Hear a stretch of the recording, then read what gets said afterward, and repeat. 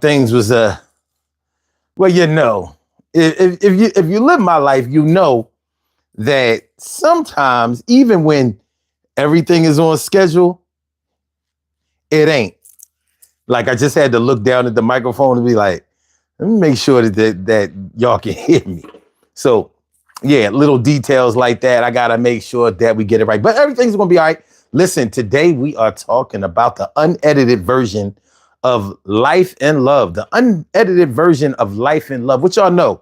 What do y'all know about, you know what I mean, trimming down your stories and sometimes even your memory to just the things that are important or what you can remember or however it goes, the edited version. Is it possible for us to ever tell the unedited version of every story that we ever tell in life? I don't know. I don't know. I said, is it possible? I don't know. Sounds kind of hard, yo. And we coming through loud and clear. I hope y'all can hear. I don't need no problems today, man. For real, yo. My name is Sun 7, y'all know, Mac 11. Yeah, we come through and do what we gotta do. And I hope I'm coming clear to you. Yo, TK Wright is all up in the house. I appreciate you. Thanks for coming on out. And everybody that's here, yo. We gonna do this thing, let's make it clear, yo. Grown woman, don't try me. Sometimes I ask why me. Appreciate you too. You always know. For years, you know how we do. Glad you came around. Sunday, hear this sound, yo.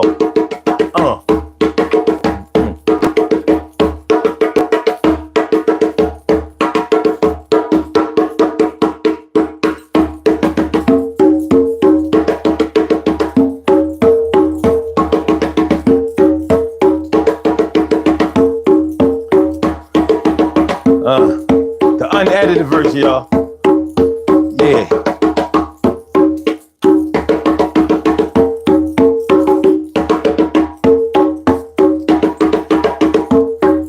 Dimples D's. What's up, man?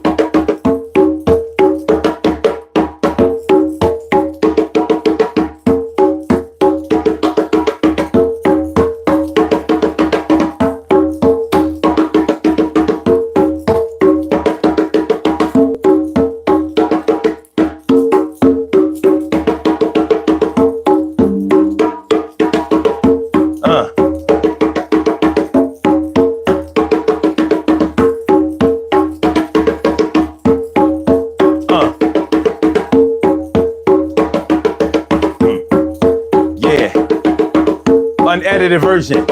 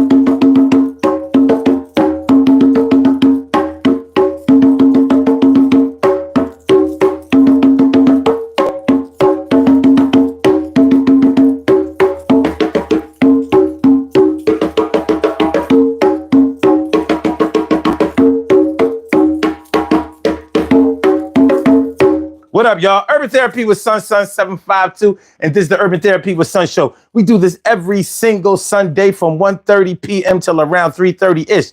And the reason that we say 3:30-ish is because sometimes it gets so heated that we just have to do a little OT on a Sunday. And it is Sunday.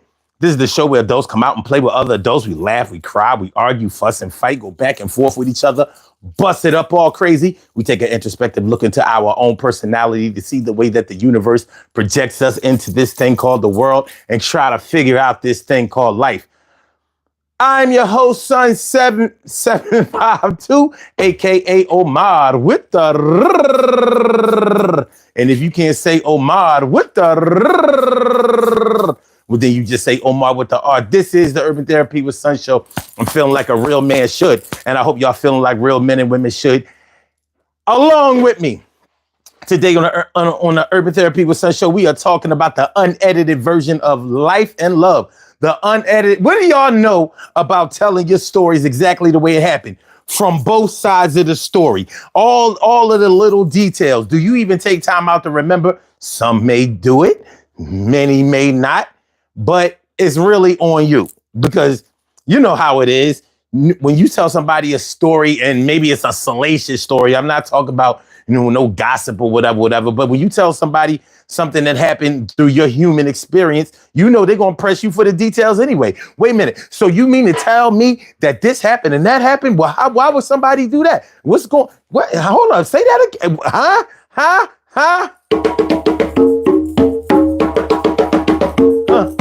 What?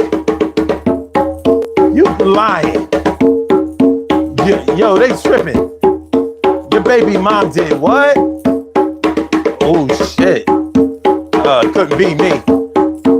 Well, you need my help? We should go around there and see him. All right. You know you my brother.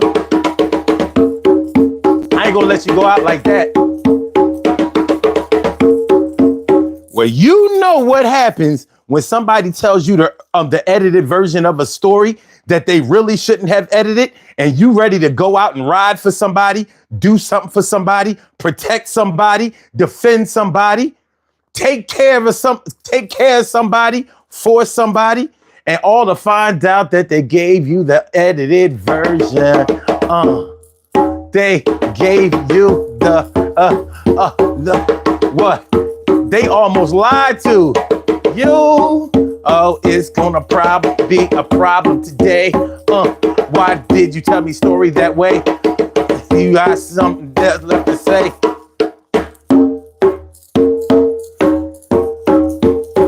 You know what I'm talking about. You gotta watch out for some people and they edited versions of the story. You gotta watch out for some people's edited versions of the story, because that'll have you. It can have you in cuffs somewhere. Well, yeah. Well, I did what I had to do for my peoples. Ain't nobody going front on my peoples. All to find out that your peoples was the one that's maybe they should have been rode on, but we ain't getting into all of that yet. I'm just talking about the unedited story of life and love. So it could be a story about love.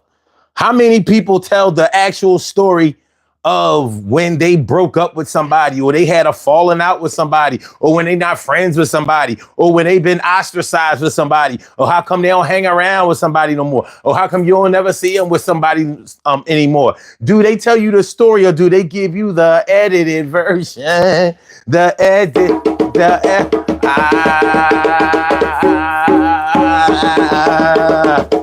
don't know, baby.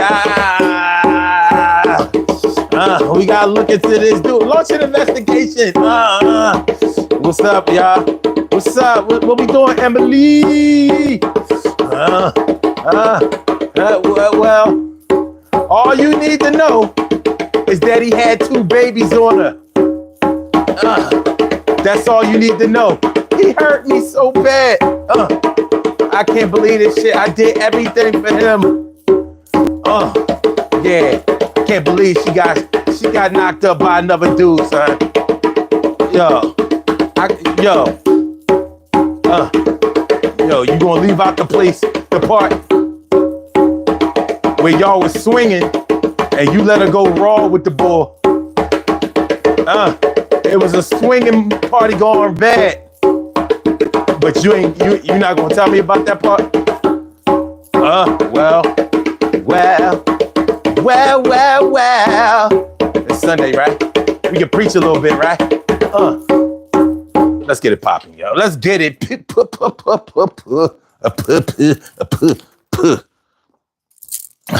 get it popping. You know what I'm saying? Like, hey, yo, let me tell y'all something, man. This is a sidebar. This don't have nothing to do with what we talking about, but let me tell y'all something. This 50 plus shit This 50 plus shit be getting on my nerves sometimes. I ain't one to be talking about always being in pain, always aching and hurting and all of that kind of shit, because it's not like that. But when you get in your 50s, I ain't gonna say 40s, because in my 40s,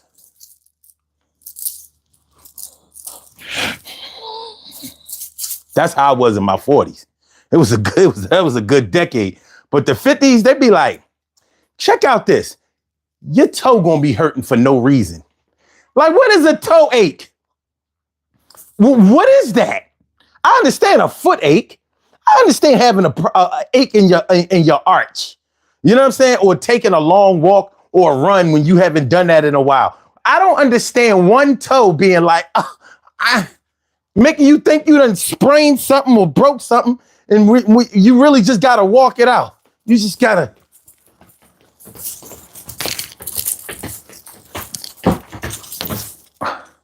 Shit is a pain in the ass. It's a pain in the ass, yo. This is something you gotta deal with. You understand what I'm saying? These are the kind of things you gotta deal with. I ain't even trying to complain. But when I just walked the drum over there, I'm like, my big toe was like, ah. I'm like, what you mean? Ah, what? It was like, man. Never mind.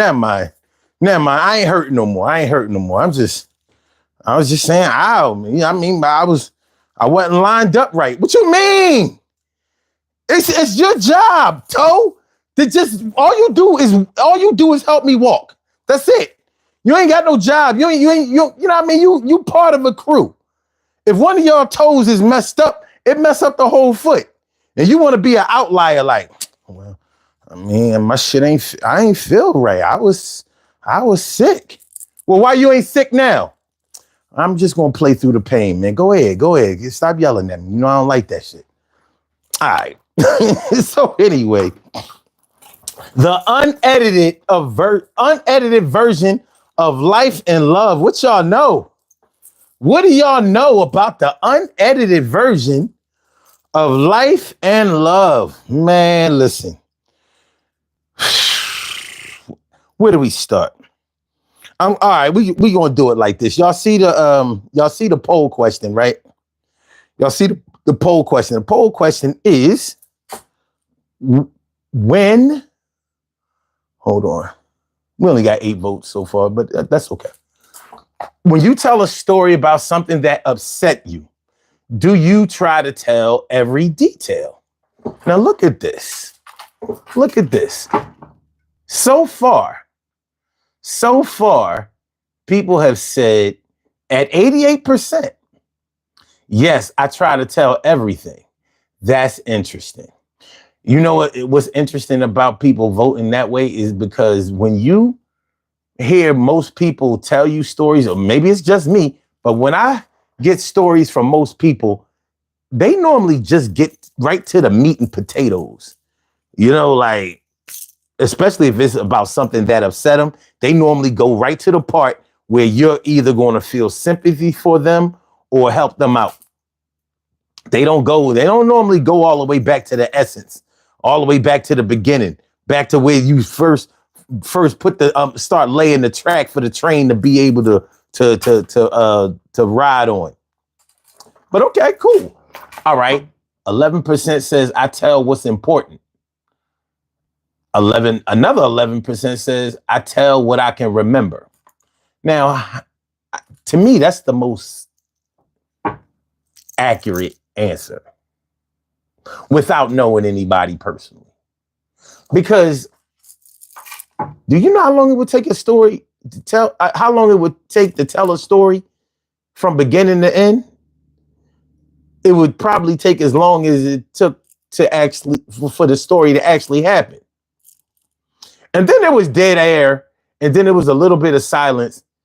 And I remember I got nervous. So you know how I put my hands in my pockets. So I had my hand in my pockets. And then when I had my hands in my pockets, I realized that I had a piece of gum. I had a piece of gum in my pocket that I forgot about, and it was some change and shit. So I took the gum out, and he or she looked at me funny when I took the gum out. because they thought I was, ignoring them or something like that, or wasn't paying attention. But that wasn't the case. It's just that, like I felt the gum, and it was like a good piece. It was like an old school piece of gum. Remember how they used to add a gum inside of the hard part? It was like this hard shit. I can't even remember the name of the gum or the candy, but it came in like a pink and green wrapper or whatever, and the outside was like hard, but not like too hard for you to bite through it. But it was like hard on the outside, and then the inside had the gum in it, and that shit was good as shit. You know what I mean? Like, and it wasn't like not freshen up, not freshen up gum, but like it was, because it wasn't freshen up, and it wasn't no gooey shit in the. This was like, you remember the candy? You remember the candy? Like, yeah, if you told every detail of every story that you told, your ADHD would have to kick in. Like, yo, what did this candy got to do with shit? Like, yo, because the candy was good as shit. And I was wondering how come they don't sell the candy no more. Because, yo, man, I was chewing this shit.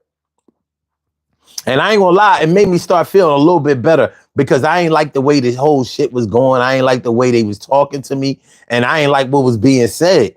Really, I thought I was gonna have to go upside somebody's head. But, chewing the gum, it took me back all the way back to when I was like 7, 8 years old. You know what I mean? Like when my mom used to make my sister drop me off to school, and we was like 4 grades apart. So we didn't go to the same school. So she used to have to drop me off at John B. Kelly and then, like her and her friends, they went to Pickett. So she would ask her friends to take me to school first, and then they would all walk to Pickett. Sometimes they walked, and sometimes they had tokens. And you remember when tokens in Philly, remember the old tokens? Remember the old tokens? And, they had PTC on there? Huh? Or was it Philadelphia Transit Company? Yeah, it had PTC on there and like these wings. Remember that? And remember, wasn't no digital shit with the where you paid for the to get on the bus. Remember, it was just like this glass thing, and sometimes you would act like you dropped a token in there, but it was really just a penny. Remember that? Remember? But anyway, it took me back to all of that. Anyway, and you know what I mean? That shit that they did was foul, dog. That shit was foul. Oh shit. Oh, grown woman don't try me. You remember the PTC tokens? Yeah. Yeah. And remember, sometimes the bus driver would catch on that you only put a penny in there. And sometimes he would let you go ahead and ride. And sometimes he would kick you off the bus, depending on what kind of mood he was in. And sometimes remember some people used to ride on the back of the trolley. That was some dangerous shit. You know what I mean? They used to just hold on to the windows in the back of the trolley, and you would see like 2 or 3 cats on the back of the trolley. You know what I mean? Because I guess they didn't feel like walking home, or they just wanted to be cool and show that they could get home. You know what I'm saying? Riding the back of the trolley without having to pay.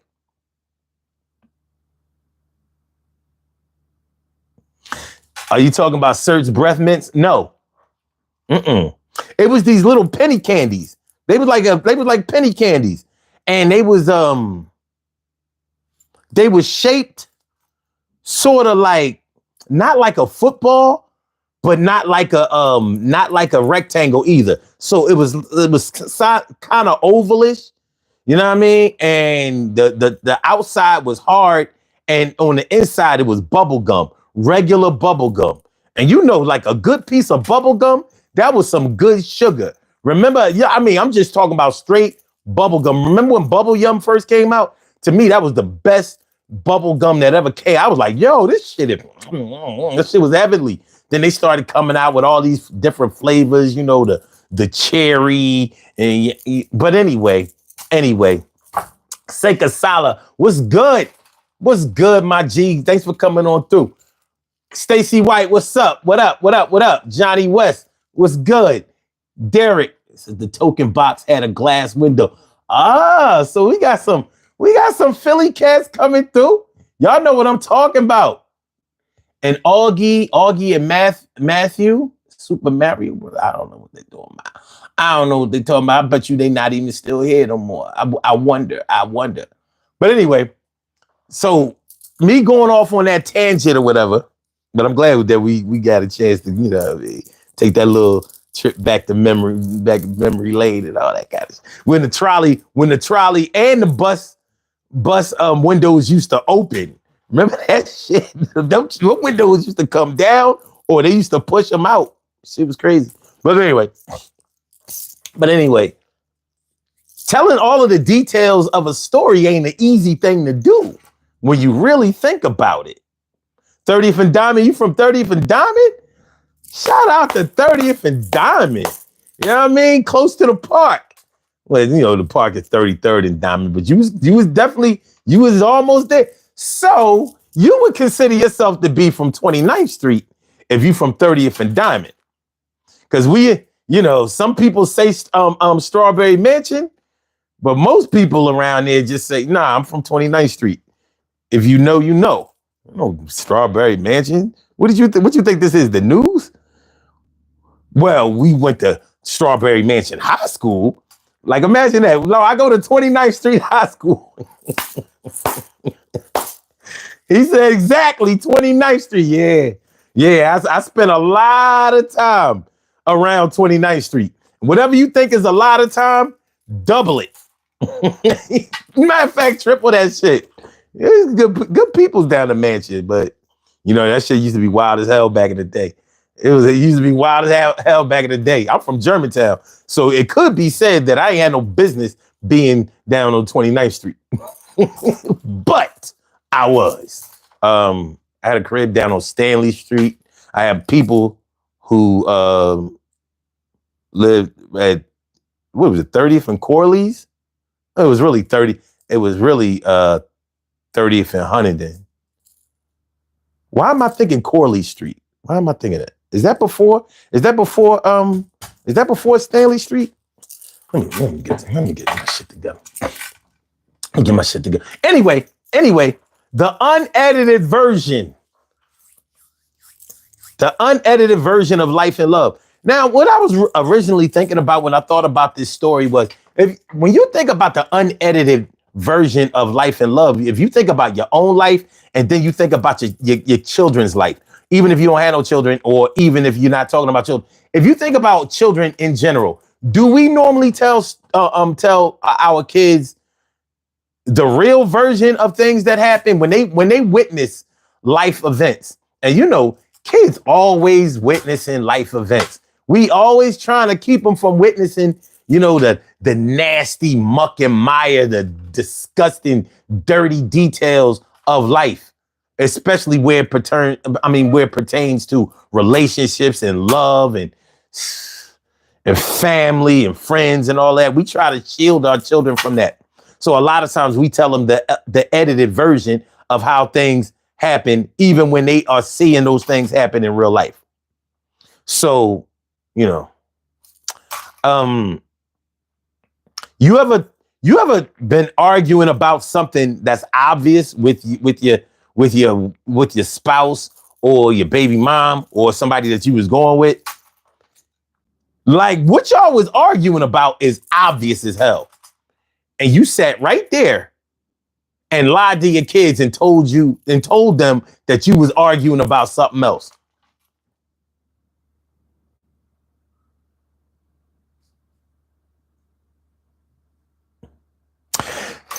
Like, you and your baby mom or you and your girl was arguing because you've been showing too much attention to, let's say, Chandra from around the corner, who your baby mom or your girl don't like because she know that Chandra always tried to holler at every man or every boyfriend that she ever had. And Chandra been, noticing you, and you ain't been telling Chandra, get out of here, you old flea. Fuck out of here. So you and your girl or your baby mama clearly arguing over your involvement or your refusal to flee off Chandra. Yo, man, tell Chandra, go ahead. Get the fuck out of here, fuck out of here. Your kids hear you arguing about this shit. Y'all arguing about it. What did you tell your kids? Nah, we was we was your mom going through something, you know what I mean? She PMS and I'm a period on that. Remember, I had to go get it a pass. But we all right, everything all right. Yo, look. I mean, you want popsicle? What kind you want? You want grape? You want cherry? You want the red, the purple, the green, the yellow? What you want? I'm gonna go get you a popsicle. We gonna walk it all, go get you a popsicle. Man, if I had popsicle too, you have a popsicle. The edited version, baby. We give our kids the edited version. And sometimes the edited version is a straight lie. But it might not be only our kids that we give the edited version to. Sometimes, justifiably, there's some people who don't deserve to know all of the gory details of what happened. Ain't none of their business. I tell you what you need to know. And it might be based on what you know already. So why add more in it? All right, so you know what you need to know, right? So what you asking me for? Give them the edited version. Well, I don't live there no more, right? All right. I had to move. I moved. I used to live. I used to live at 27th and Jefferson. Now I don't live there no more. All right. Don't matter. It don't matter if I got evicted. It don't matter if I got locked up. I couldn't pay, and nobody wouldn't hold down the rent for me or whatever. You know what I mean? I had to do a little bid. I wasn't doing no long bid. I was up to F. I was up to F for a couple of months or whatever until we got my case straightened out. But in those 2 months, I was already a month behind. And then, those 2 months, that equaled up to 3 months, whatever. I was about to get evicted, so I had to move. I had to go ahead and move. Bum ass landlord put my shit in storage. I think he took some of my shit too. I'm gonna go see him. But anyway, I don't live around 27th and Jefferson anymore.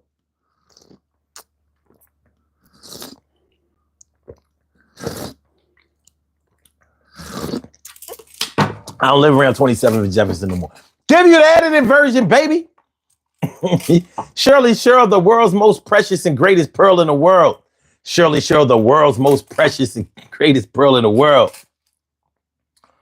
Oh, look, Igor, whatever his last name is. He says, you don't know what you're talking about. Maybe you don't know what I'm talking about. Oh, he said, crazy ass ninja. You don't know what you're talking about. Somebody needs attention. Well, you come to the right place. I'm going to give you my space, just like the social media, this case. So let me get this bitch ass nigga some attention, because he think he deserves it. Let me get this bitch a bit. You come right to the right place. Yo, I'ma give you space. Yo, this is your little 15 minutes of fame. I ain't even gonna say your name because it sounds kind of stupid. Yo, somebody look up his dumb ass. Yo, how long has this account been in effect? Trying to come at my neck. You niggas like you need to show mad respect. I connect with G's, but I ain't counting no G's. I can connect with D's. And once I connect with that shit, you gonna be laid out. And you gonna regret this. And that I can't guarantee, because you can't fuck with a nigga like me. My name is Sun752, and I do what I got to do. And that don't make me do it to you. Yo, but this is just the internet. We can't touch each other, so let's be brothers. But since you needed a couple of times, that you needed me to say a couple of rhymes, so I'ma do you that one favor. So right now, I'ma treat you like I would my neighbor. Yo, move your car, nigga. Yo, so far, nigga. Think it larger and bigger. What? Yo, what you talking about, nigga? What'd he say? He said, I'm kidding. I love you. Now fuck all that. Nah. Nah, it's too late for love. You pushes and shove your hand up in the glove like OJ. Not today. Come on, man. I don't know you like that. You ain't from around the way. We ain't homeboys. We don't even say homeboys in Philly. You know what I'm talking about. I'm crazy, laughing and silly. Yo, I only do that with my peeps, and I pray that your soul never have to reap. Or should I say, what you sow, you reap. Not your soul, but we gonna do this thing crazy, out of control. I be beating on the drums, give the drummer some, give the give the drummer some. I say, give the drummer some. All right, man, let's keep going. The unedited version, baby. The unedited version.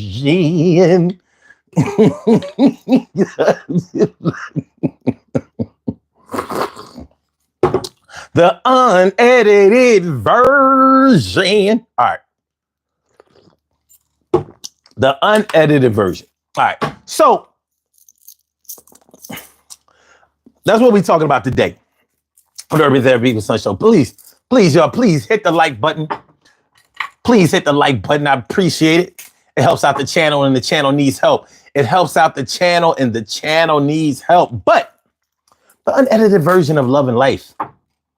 You know what I mean? When you tell somebody, you know, what they say is two versions of every story, at least two versions. It's like what happened, what really happened, and hold on, no, that's not how it go.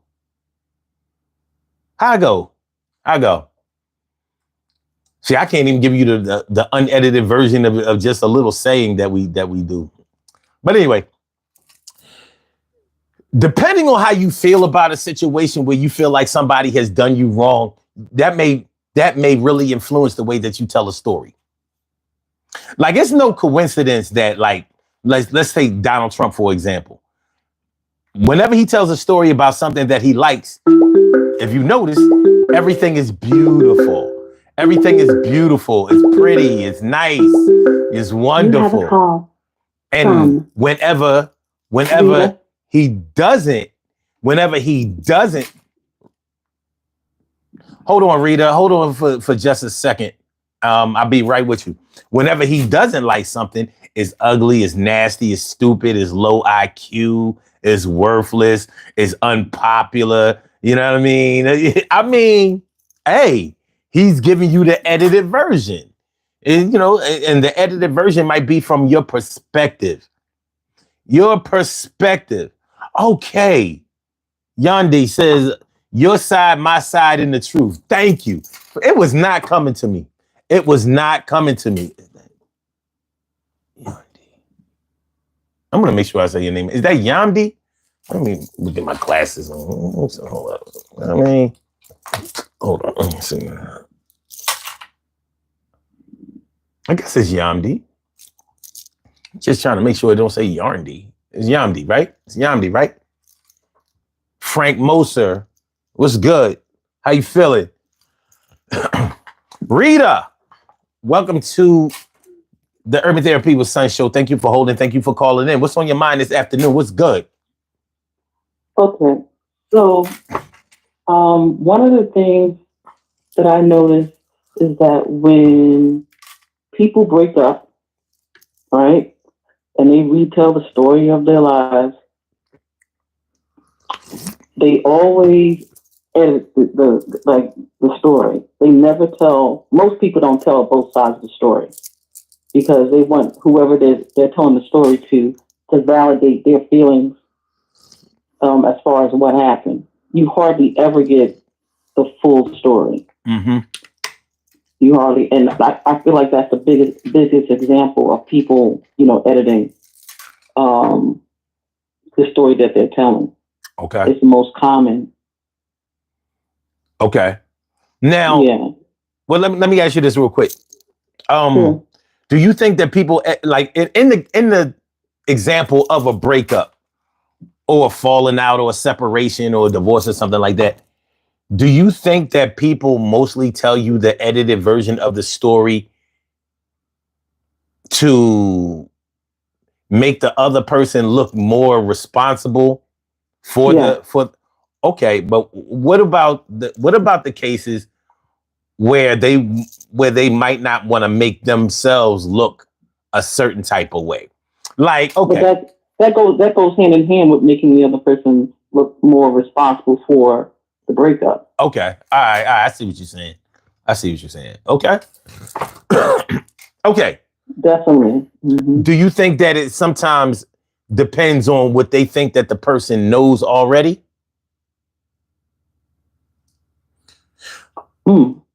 Like in the case of a breakup, most breakups that I know of don't come suddenly. You know what? Hold on. You know what? I saw something interesting on social media. It took me back maybe a good 10 years because she one of my Facebook friends, she had posted on there a picture of, okay, she evidently got married last year. I don't know, around like near the end of last year, September, October, November, something like that. And she moved away with her husband. And yesterday, she posted a picture of whoever her husband is messing around with and her. Ooh. And she was, this, like I said, it took me back like maybe 10 years or more because I was like, this ain't no young chick. You know what I mean? So she posted a picture of the chick and posted a picture of her, like a side by side. Like, this is what you like. This is what you. And she and when she wrote, like, this is what you like, well, you can have it. She won and blah, blah, blah. So, the people who were responding to it was asking, was she serious? And evidently she was, because she posted another 2 or 3 more posts like that with pictures of the chick. And I got to thinking to myself, like, so you about to break up with your husband and it's all about what the chick looked like? That's what we doing? So to me, that was an edited version. That was an edited version of the story. You know what I'm saying? Because regardless, if you love somebody, you really care for somebody, and especially enough to marry them, not that people don't get married for some old crazy trivial reasons nowadays, but if you love somebody enough to marry them and they break your heart, the looks of the person that they broke your heart with or over, if you're looking at it that way, like that becomes the most important part? Or did she, or in your opinion, do you think that she just went with what she thought the crowd would be more receptive to? That's what it seems like to me. Well, you know what? I didn't respond on to her friends list. Yeah, we're gonna rally. You like, that bitch don't look as good as you. He got some nerve. Instead of if she's over a certain age, the mature crowd are going to be like, why would you? First of all, it's not even about the chick. It's about your spouse or your significant other. So if somebody was asking her, is she serious? They may have been asking her for that reason. It got a lot of responses. And it got a lot of what? It got a lot of responses. Like I said, I don't think that a lot of people knew that she was being serious because there were a lot of laughing emojis, you know what I mean? Laughing reactions. So it was like, oh yeah, found a picture of some bum joint, you making up this story. No, but she was dead serious. And I could see through the whole thing. I was like, this chick she hurt. You know what I mean? She hurt. And I'm like, So well, she would be one of those people who would retell the story, and when she retells the story about him cheating with this other woman, she's not going to tell you that he wasn't cheating prior to the fact that she smacked him in the face, or it was always up in his face trying to force a fight, a physical altercation. Some women. You have a call from. Oh, thank you. Well, go ahead, caller. What were you saying, Rita? I was saying that she's not going to retell the story, like what led up to the breakup. He's Yeah. just going to jump right to the part that he's with this other woman. And he might be with that other woman because that other woman is not as volatile as she is. Well, You understand what I'm saying? I totally understand what you were saying, and this unedited version that she put out there for people to respond to. First of all, I thought it was interesting that she invited people to her business like that. Yeah. You know what I'm saying? Like out of the blue, yeah. I thought it was mad whack, and of course, I didn't respond to it. You know, I had to keep it scrolling. I went through the comments, and I don't normally do this shit, but I went through the comments because I'm like, it had me wondering if she was serious because I was like, this is some teenage or like between 20 and 35-year-old type shit. You know what I'm saying? Like, and she ain't that. She got to be in her later 40s, maybe early 50s. I'm like, but maturity it's in the eye of the beholder sometimes. You know what I mean? But I thought it was an interesting thing to do because she was definitely given the edited version of what her and her husband were going through and why they are, for the time being, no more. And I thought it was a silly thing to do because suppose they work through it. Right. You know what I mean? Suppose they work through it. Now, when we talk about giving the unedited version of life and love or whatever, and I guess this is an example of life and love together. Mm-hmm. But once you put yourself out there like that, it's especially when you put yourself out there on cyberspace, it's hard to ever get it back because the internet don't forget. They got all kinds of receipts. They got all kinds of receipts. What? So, and I'm like, are you sure you and your man are done? Now, who knows? They might have been done going all the way up to this. Maybe this was the last straw. Maybe they've been going through this shit for months, and because they haven't been married a year. It's not a year. They got married from the looks of things. They got married around the end of September or in October, some shit like that. And and so for that to be such a short time, I know for me personally, I wouldn't even want nobody to think that, you know, like I play around with the internet that way. You know what I'm saying? I don't know if they met each other on the internet. I don't know how they know each other and all of that kind of shit. But you would kind of, because she put him out there like that, you would kind of get the impression that it could have happened that way. You know what I'm saying? I see people who find love on the internet all the time, and next thing you know, they engaged. The next thing you know, they get married. The next thing you know, oh yeah, we got that. We finished that thing in enough time to get it annulled. I got at least 3 people that I know personally who have went through this shit. I'm like, baby, we can do it. Take your time. Do it right. We can do it, baby.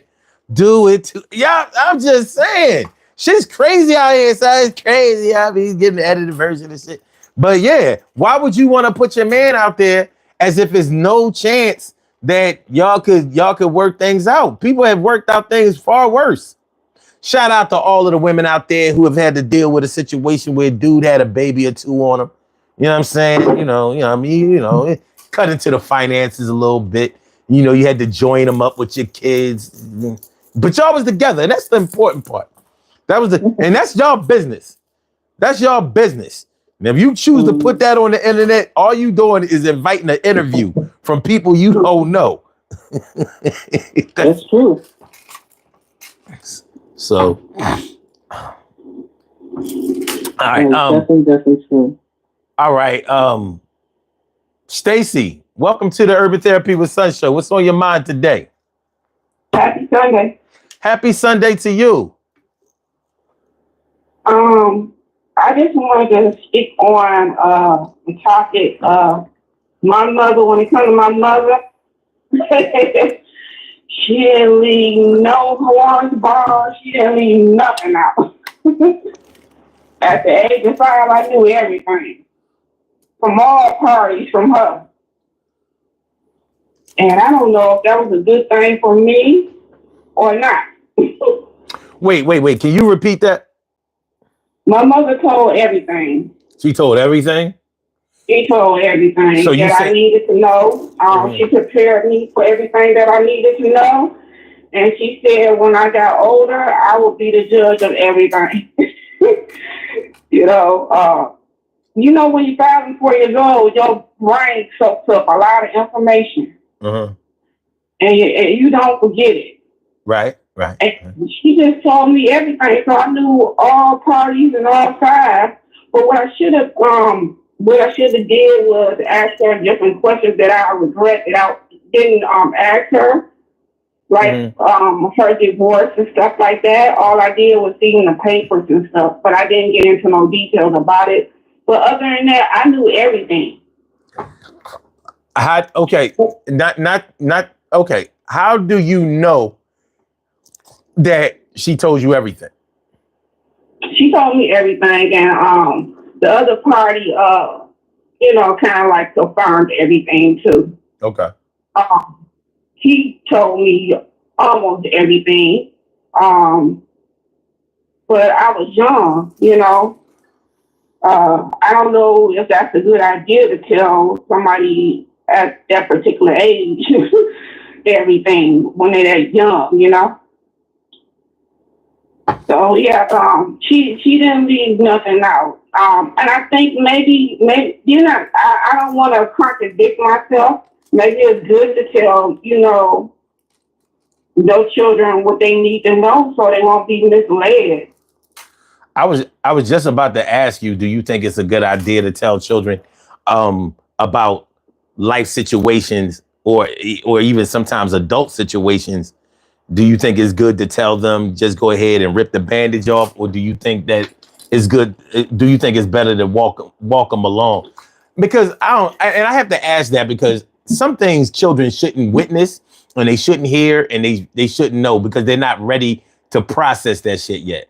You know what I mean? Yeah, like these kids are raised from different from us. So these kids these days, I don't think they should know because they totally different from us and how we took things in. It's either we accept you or we don't accept you. Yeah. For telling the truth or judgment. I knew different parts from my daddy's side. Sometimes I feel like my daddy was more of a hypocrite. And my mama was just letting it all hang out. It felt like they was opposite attract, but then again, it wasn't opposite attract. He was just hiding stuff. Okay. My mama was just my mama. She loved life and she loved the people. So I'm like, why is my mother with my daddy? He seems so opposite. But the truth of the matter was, he wasn't opposite from her. You think they were more similar? Huh? You think that they were more similar than they may have thought they were? They were more similar than opposite. Well, let me ask you this. When you tell a story about, let's take it to the poll question. When you tell a story about something that happened to you or that may have upset you or confused you or whatever, do you always put in every detail, or do you tell what's important or what you can remember or whatever? How do you handle that situation? I want to tell the person that I'm involved with or who I was in love with. I'm not going to make him out to be a bad person. I want to tell everything because, like you said, you're inviting people in, and you will be surprised who's listening and who's judging. I would not do that. And that's like I said, if I had to date all over again, pictures would not be up on the internet of me and another person. Not like that. No. I won't invite people into my world and into my home like that. That's my private life. Because they're very judgmental, and these hoes will try to steal and break up your home if you're not strong enough to hang in there. Okay. So Do you let me ask you this, and I need you to think about this before you give the answer. I need you to think about it for a long time, like maybe 3 seconds. I need do you think that it's possible to relate every detail of something when you're really upset? Like if you crying or you're afraid or you are hurt or whatever, do you think it's possible to remember every detail? That was 3 seconds. 4, 5. Who are you asking? Are you asking both of us or just her? Oh, well, I was asking her first, and then He's asking me. Yeah. He's asking me, but he told me to take my time, and he know how I am. I said like 3 seconds though. Now you already into like 20. You know what I mean? In a minute, I'm about to just cut the whole thing off. All right, go ahead. Answer. When I'm upset, I wear my sleeve on my heart. But again, I'm not gonna, if I'm still liking this man or still involved with this man, and he hit a moment, I'm not gonna hit under the belt, because people judge, and they some of them will be praying for y'all to be together, and then some of them be trying to tear y'all apart. I'm not gonna do that. Okay, but my question was, do you think it's possible to remember every detail when you're upset? Yes, I will remember every single freaking detail. Oh, well, even when you're upset and crying and or hurt or afraid? Yes. Are you a machine? I ain't no doggone machine. I'm human. That's why I remember. Prove it. Do something that's human, like, and prove that you're not a machine. Okay, the Cowboys is going to beat the Eagles. Yeah, that only a machine would say some more foolish shit like that. Yeah. All right, now I know what I'm dealing with. That was ridiculous. You know what I'm saying? I can tell that was an automated response. I can tell that was I like messing with you. That's all right. I ain't no doggone machine. No. I ain't mad. Okay. I ain't mad at that. No, I mean, honestly, though, I think it's even though if you can do that, if you can answer questions, or if you can remember specific details when you are upset, when you're telling the story and you're still upset about the story or whatever, that's amazing. It is. That's amazing. When I was going through with my relationship, and I didn't think nobody was looking at my page except for the ones that was on my page. I remember who intervened. I remember they weren't even liking, they weren't even commenting. But they was commenting, they were giving their opinion on their, with stuff with on their page. But I knew it was for me. They were throwing subliminals. I knew it was for me. Just like God was looking, I was looking too. I know who was involved. All parties that was involved. I could have still been in that situation, but I'm glad I took myself out of that situation, because I felt that I didn't deserve that. And no, I met him on the internet, but he was in my classroom for 2 whole years. We had the same class. He knew me, but he knew of me and got to know me better through the internet. Okay. So I know all parties. Am I still hurt about it? Am I still mad about it? Yep. Now, what class did y'all take together? We had English. English. He was in my 9th grade and my 10th grade. We had the same class. I can't get rid of this fool. Just joking, But there's a lot of people. It wasn't nobody's business. What grade did you get in English? Huh? What grade did you get in English? What grade did I get in English? Yeah, what grade did you get? Okay, I got a C. I had a C minus. Only a C? Why? Not because of my health. I was there half of the time, and half the time, I did what I needed to do, and half the time I didn't do what I needed to do. All right, but you can read though, right? No, I can't read nothing. I'm just on Facebook and I can't read a lick. Okay. Can you write? You know I can read. I'm just saying. I'm just saying. I don't know about you, but I know people who can't read. I know these smartphones are dumb too if you don't pay attention to what you're doing. They do what they supposed to These do. these auto phones are not very smart. You have to really know what you're doing. I got you. I got you. Yeah, but yeah,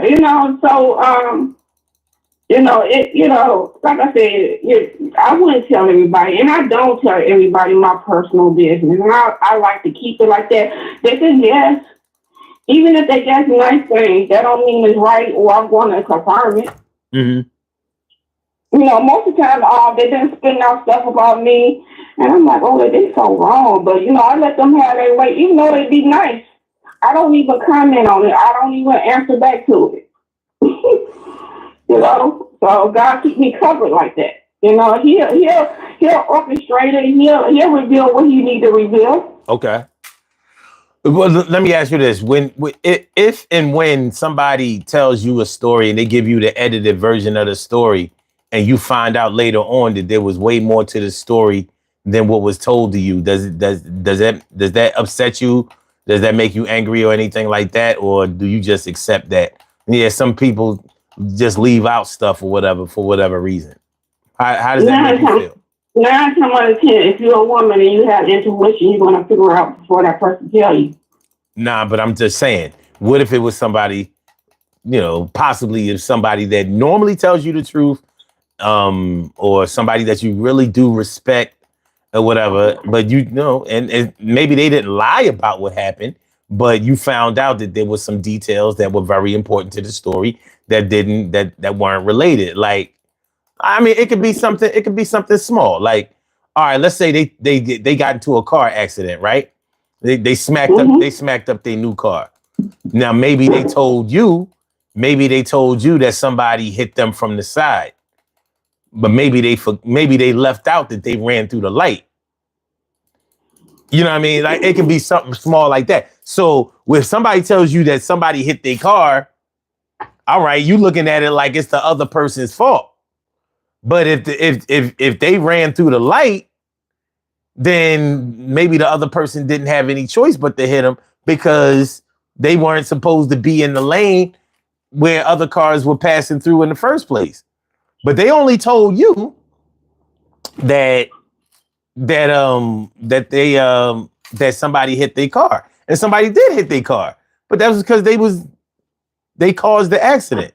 Or let's say they told you that they got a dent in their car or whatever, but they didn't tell you how bad it was. You know what I'm saying? Maybe they said, well, yeah, my front fender got a little messed up or whatever, but they didn't tell you that the whole bumper came off. They didn't tell you that it's a lot of front end work. That they didn't tell you that the radiator was pushed in. They ain't tell you that that thing ain't. It don't look like you should be driving it. They ain't tell you that the airbag deployed. So you want me to believe that they just basically told me a whole lie?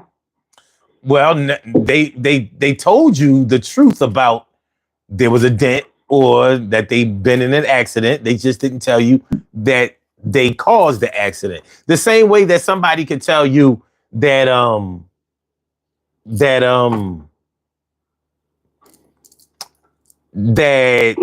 that somebody lied to them or somebody cheated on them or whatever, but they didn't tell you that they had an open relationship. Something like that. Oh. Well, how you want me to respond to all that? I can't respond to all that if I'm not in it. No. What I'm asking you is, do you look at people like they're lying when they say that, or do you look at it like, oh no? What I originally asked you was, how does that make you feel? Do you write it off like, oh, that person be lying, or do you look at it like, well, sometimes people leave out certain stuff because they don't, that ain't the part that they need you to concentrate on. Like, in other words, are you able to just blow it off, or does it affect you in some kind of way? It probably would affect me, and I probably would look at them a little different, and I would have to handle the situation a little bit different. Okay, that's fair enough. Do you be lying? Didn't I tell you no? Are you lying now? No, Are you scheduled to lie later on? maybe. Okay, you're a liar. I knew it. I knew it. I knew it. I knew it. I knew it. By the time I got to that last question, I knew what I was working with. You need to stop that. I mean, it's Sunday. Maybe you should try a little repentance. You know, did you go to church today? I don't think you did. Because if you did, I don't think you'd be home yet. Huh? No, I told you I only lie if I felt that I was in trouble. I don't be lying just to be sitting up there lying. Oh, no? Yeah, I do not lie just to be lying. But for so far, so good. My friends and my family know all the truth about me. Okay. All right, that's cool. And it's up to them if they want to stick with it. So you never That's give... I'm sorry. What'd you say? It's up to them if they want to stick with it. I mean, if I tell you the truth, it's up to you if you accept me or you don't accept me. Okay. So you never give the edited versions of anything that goes on in your life? I have so far, no. What if you just don't want a person to know? I just don't tell them. Okay. So no, I have did that. If I don't want you to know something, I just won't tell you until I feel, because there are levels to knowing things about me. There are very levels to it, and I have to be able to trust you. okay. All right. My family don't know everything about me, and they don't know everything about me. My friends might know more than they do. Okay. Does that make sense? Yeah. So, you're not supposed to tell everybody everything, all your business. Everybody is not happy for you. Well, that's true. But okay, so when we talk about the unedited version of life and love, has there ever been a time, now I need you to pay attention to this. Has there ever been a time in your life where you had to edit your memory of something because it hurt so bad that it was unbearable for you to remember it exactly the way it happened? So you had to make it the way you needed it to be in your mind just so you could move on. No, I ain't that type of person. I got it out. Do you fully understand what I was asking you? I'm fully understanding what you asking. I'm not that type of person yet. I get it all out unless you somebody new that came into my life, and I ain't ready for you to know that all about me. But if you already been there, I get it out. No. But that's why I asked you if you understood what I was talking about. Because hold on. Because what I'm asking you is that, let's say you went through an experience that was so tragic to you. You know, like it could have been somebody hurt you physically. Let's say somebody tried to kill you. And they got pretty close to it. You know, the PTSD that you might get from that might make you want to push it out of your mind more. You know what I mean? Because I know. Yeah. You know, and I have been through a situation where somebody have tried to not physically lay hands on me, but mentally try to, excuse my language, fuck me up.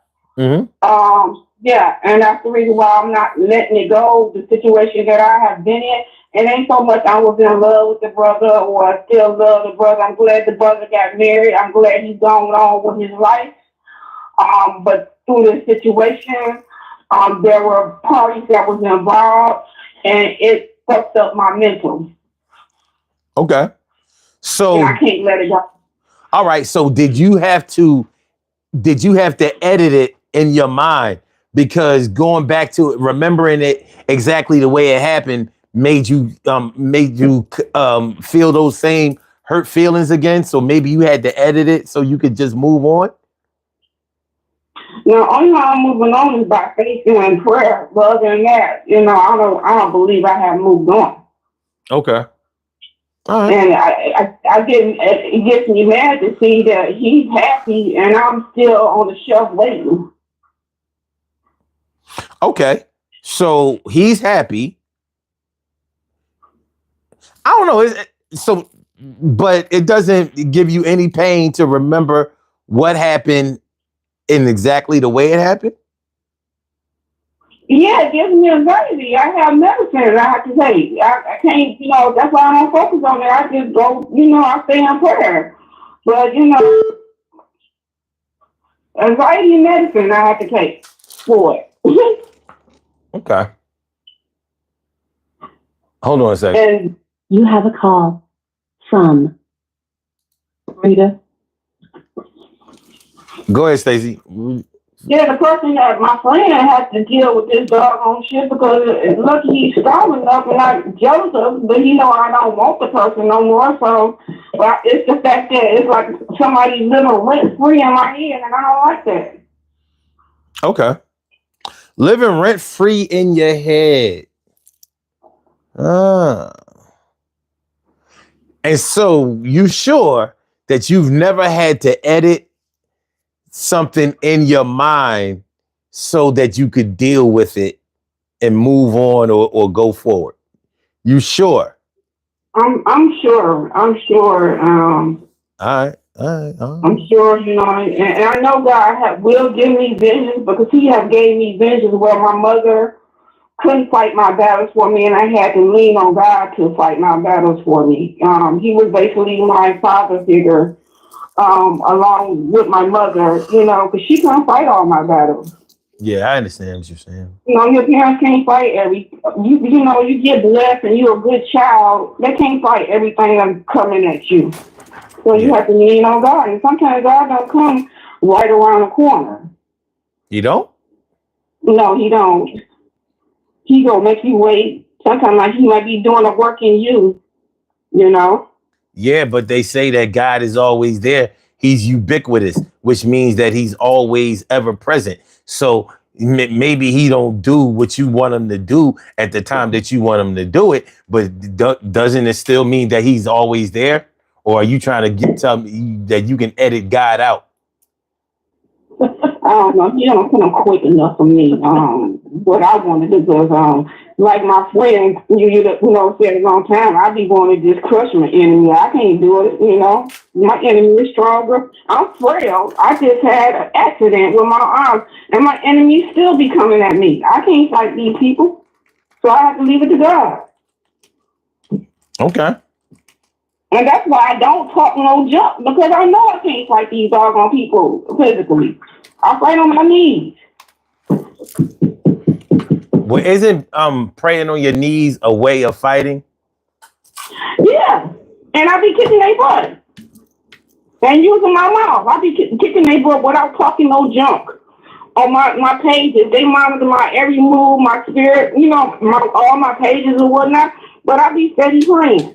Okay. And living good. And me living good and as God elevating me and blessing me, that's kicking their butt until He's able to do something. Okay. All right. Okay. I just wanted to call in and let you know, just pick with you a little bit.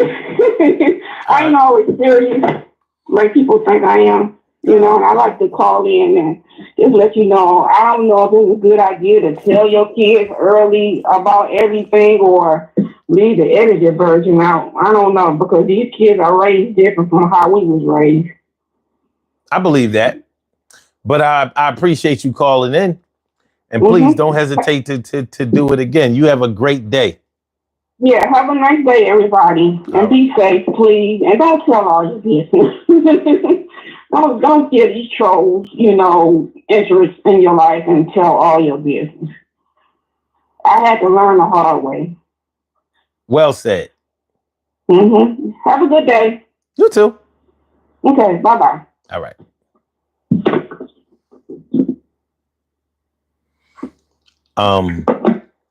Caller with the last numbers 444-444-444. Welcome to the Urban Therapy with Sun show. What's going on? What's on your mind this afternoon? What's good? Cut it out. Well, look, it's you. Okay, bet. You must be calling from a burner phone. Okay, listen. I want to ask you the same question that I asked the previous caller. Like about editing, like at times where you may have had to, or I'm asking you, have you ever had to edit an incident that happened to you out of your mind, or edit it in your mind because it was so traumatic, it was so hurtful, it was so painful that it just was too much to bear for you to remember it exactly the way it happened? Have you ever had to do that? Yes, I've done it when I've called into the show. Like I'm not gonna get on the phone and lie and say, I tell everything the way it is or whatever the case may be. No, I have edited it when I've called into the show because there have been some really triggering topics that maybe I wanted to share my story in order to help somebody else, but at the same time I was trying to protect myself mentally and emotionally. So I didn't necessarily want to delve, into the full situation, like the little gory details that are sometimes there with traumatic experiences. So I definitely have edited a story. Okay. Yeah. I mean, I can imagine how it would be done and why it would be done. But I'm not gonna lie, there might have been a time in my life where I wouldn't have understood why you would have to edit something in your mind, because I would have thought that I may have said that you were trying to escape it or whatever. And I guess as I'm getting older, I don't look at even trying to escape certain things the way I used to. You know what I mean? Like before, I may have felt and expressed that you got to deal with everything in its purity and in its organic state or whatever. But I think I've realized now that sometimes you have to process things the way you need to process them in order for you to be okay. And there's nothing wrong with making sure that you're okay. Right. Yeah. So when you're younger, everything is so black and white. So no, this is when I was 53. I'm sorry? This is when I was 53. But I'm different. Oh, okay. I'm different now. You are. You've grown. But, everything is so black and white, at different times in your life. And so, yeah, I mean, I understand that you've grown out of that or past that. Yeah. The thing is that may affect the way that you tell a story. If you've had to escape some of the, or should I say, you've had to edit some of the details in your mind, then how are you going to not tell the story without editing it? Hopefully, you don't edit it to the point where you water down the story to the point where it's not relevant or important, or you downplay it's the emergent state of it. You know what I mean? Mm-hmm. It's tough. The human mind is some shit. But when you think really, about, really is. It's funny because I remember calling into your show a few years ago, and I was talking about my divorce, and you mentioned the fact that you weren't used to hearing people tell a story, a divorce story, while at the same time being accountable. Because I was very clear that I was no saint, although our grievances, mine and my ex-husband's or on two different levels. I still played my own part. And I was honest about that. Mm-hmm. And I realized that a lot of people just aren't. They just aren't. They don't necessarily want to be accountable for their actions, and they don't want other people to hold them accountable. They're worried about how they're going to look to everyone else.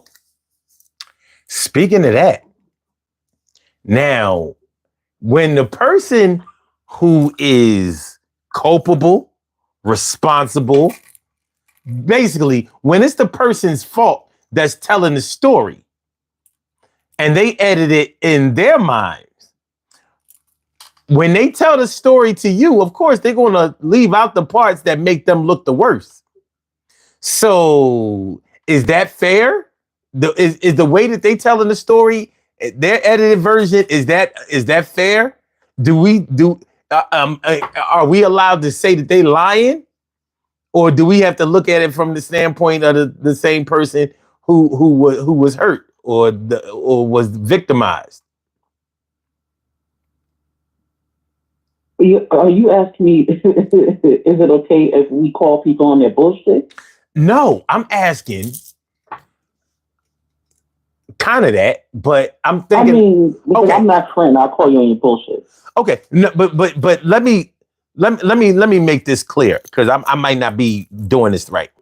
All right, if we say that a person who has been victimized or has had such a negative experience with somebody that it hurt them so bad, broke their heart so bad, or damaged them psychologically so bad that they've had to edit it in their minds, we can probably understand or at least empathize that they've had to edit it in their mind in order just to go forward, right?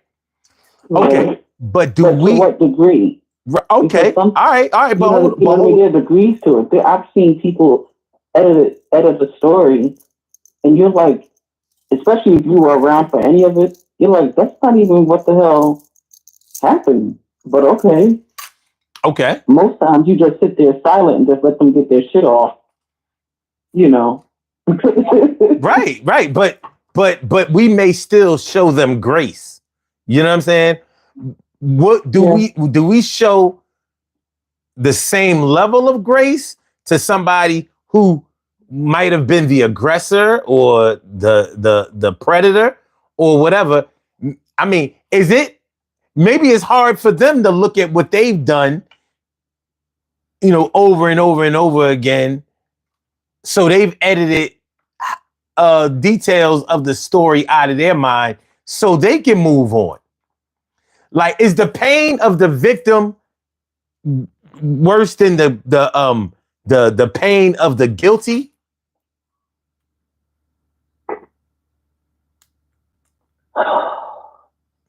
See, you know what I'm talking about now, right? Don't you? Yeah. Don't you? Now you know what I'm talking about. See, I told you it wasn't easy. I told you. See, I told you. It wasn't. What you gonna say now? What you gonna say now, though?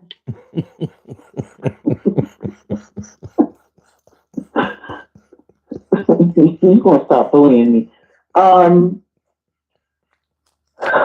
see, if you've already deemed the person guilty,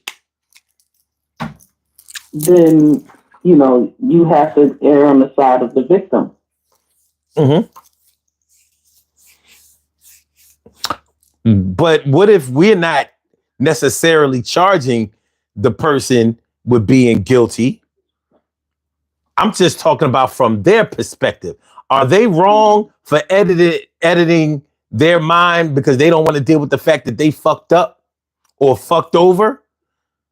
But the person on the victim side, of course, we're gonna give them a pass for not remembering everything exactly the way it happened, because it may have been so dirty and nasty and hurtful and painful that we understand why they would try to dumb it down a little bit. But for the other person, maybe, we might tell them, no, you got to deal with what you did. You was wrong. That was premeditated fucking people over. You got to deal with, so you got to deal with it. Yeah. Whew. Okay. Well, at least with the person who edited in their mind, even though they would have fuck her over, at least they feel some guilt. At least they recognize that they wrong. So that would probably exonerate them from being considered to be antisocial or psychopathic. See or no? Well, how about those people who don't feel guilt? Exactly. So we understand why they would edit it out their mind, because I mean, it ain't because it ain't because it hurts them to look at it that way. Shit. Normally people who are psychopathic, they want to hear about what they've done. They be like, yeah, got that motherfucker. Got him. Got him. Yo, read my list of charges again. Read. I ain't hear that shit. And read the discovery. What happened again? Cause I think I remember having white shoelaces in my sneakers, not the blue joints. So I don't know. Just go ahead and read everything again. Started the part where I stabbed the nigga, where I shot the nigga. Psychopaths, they on some other shit. Like, yo. Like normally I would say we need prison reform. No, put that motherfucker in that bitch. We'll start from there. You know what I'm saying?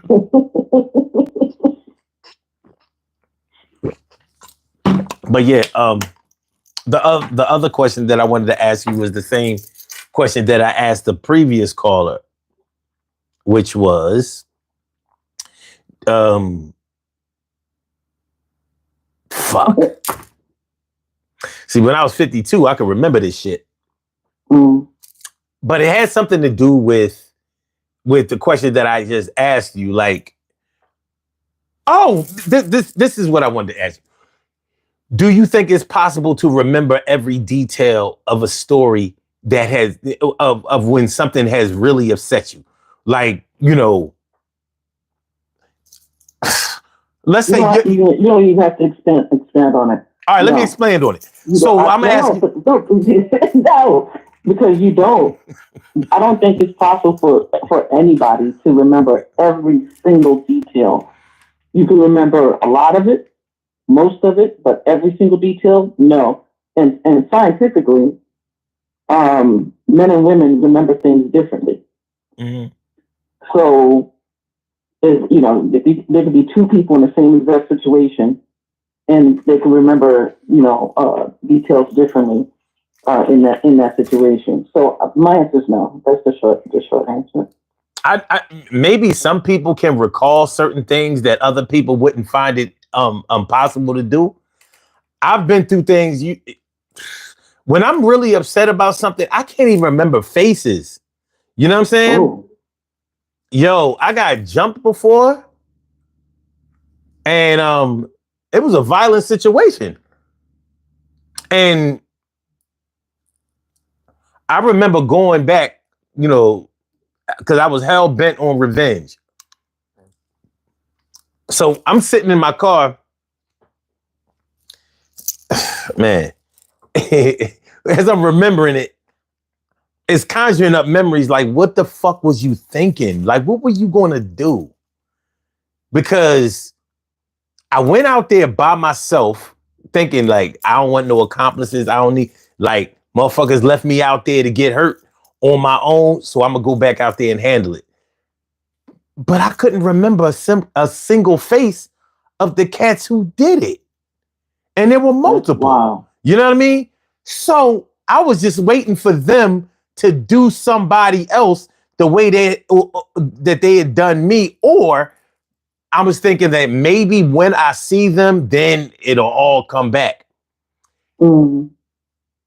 And I'm thinking to myself, like, suppose the faces that I see are not the ones who did it. Maybe they were on the side. But I'm sitting there in my truck, windows tinted, just waiting, sitting on chrome. I'm like, that would have been my life right there. That was the difference between freedom and incarceration right there. You know what I mean? Because the whole thing was premeditated as fuck. But I was so angry about the situation. You know what I mean? I was so mad about it. Nobody wasn't going to talk me out of it. So I was like, I'm going to go do this shit. And whatever the fuck happens, happens. Because they can't do this to me. Yet, I couldn't remember a single face. I remember rumbling the bull. I remember chasing these motherfuckers. First, they all on me. Then I fought my way out of it and chased them. And I couldn't tell you what they had on. I couldn't tell you if they had a haircut, and I couldn't. It was blank. It was blank. So I know that, for some people, at least with me, like there's certain details I wouldn't be able to tell you what they look like. Plus, that was when I was drinking too. So that even reduced the level of details that I could have given. You know, it was sheesh. You got substances, you got anger, you got the trauma from the entire situation, all clouding you whatever details you put together in your head that you were gonna go. Oh, I'm glad you're here to tell the story. Well, it was a that shit. I want to say that it was a while before I even told anybody what I was doing, but it wasn't that long. You know what I mean? Because I was like, I don't really give a fuck if anybody understand. You know what I'm saying? Like, I had to get to the point where I had to choose between whether dealing with that shit personally was harder than what actually happened. You know what I'm saying? Like, I lived through what happened, but emotionally and psychologically, I couldn't live with the fallout. You know what I mean? I was out for blood. And it is what it is. I remember the details of the way I felt. You know what I mean? I'm sure. Yo, that shit was crazy. It was this shit about that shit that I can't even say right here. It's like, it's so ridiculous. But it was like, I don't get these niggas. I'm going to get them. But, it is what it is. That's wild.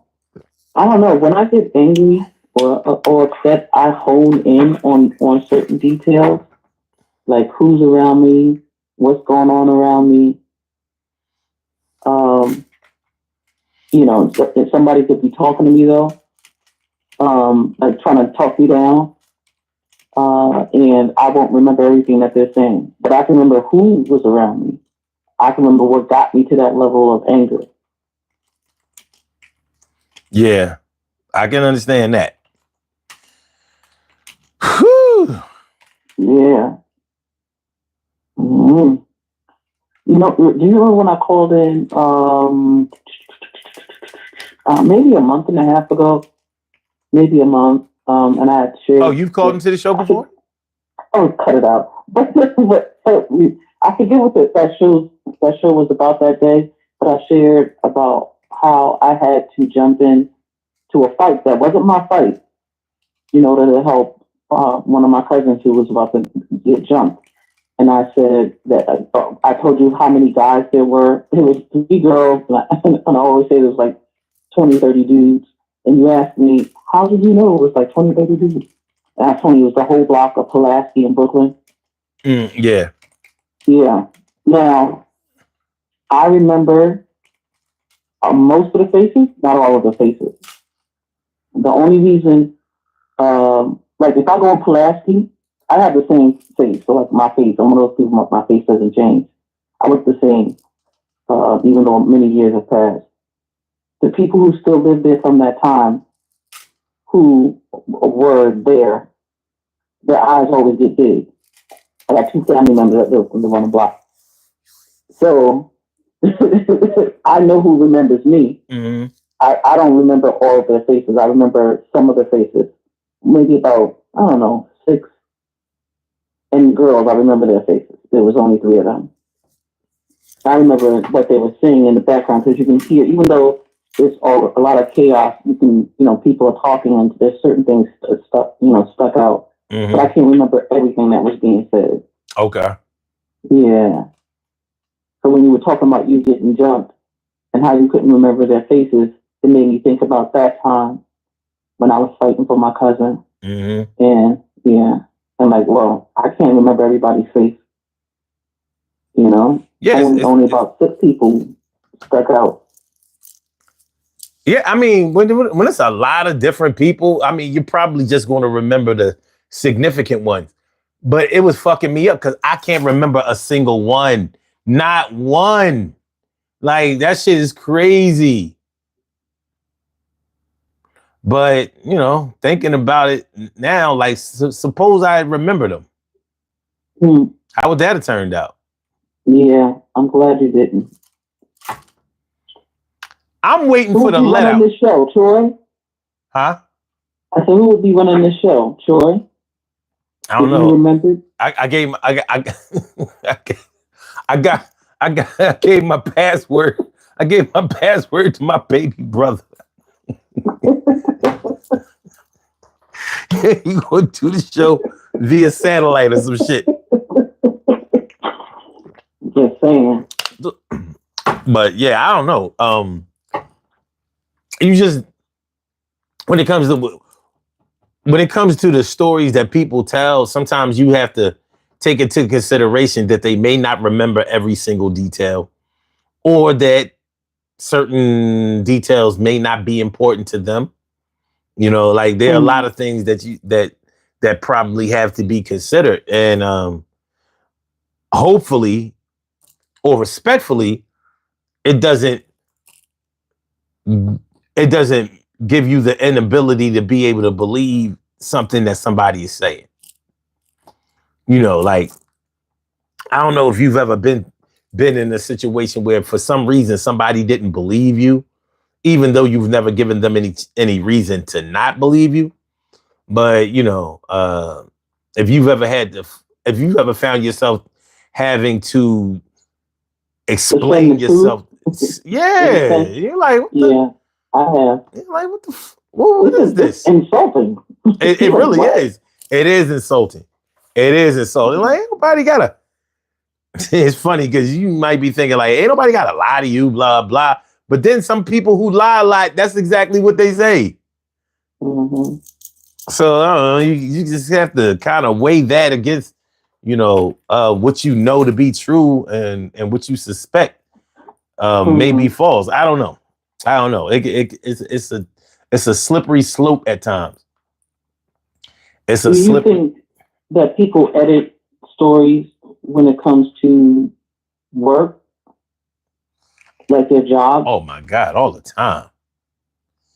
Do people ever tell the truth when they get fired? Well, let's say something pops off at the job, and then if maybe you did it, maybe you didn't, and there are 2 or 3 other people allegedly around at the same time.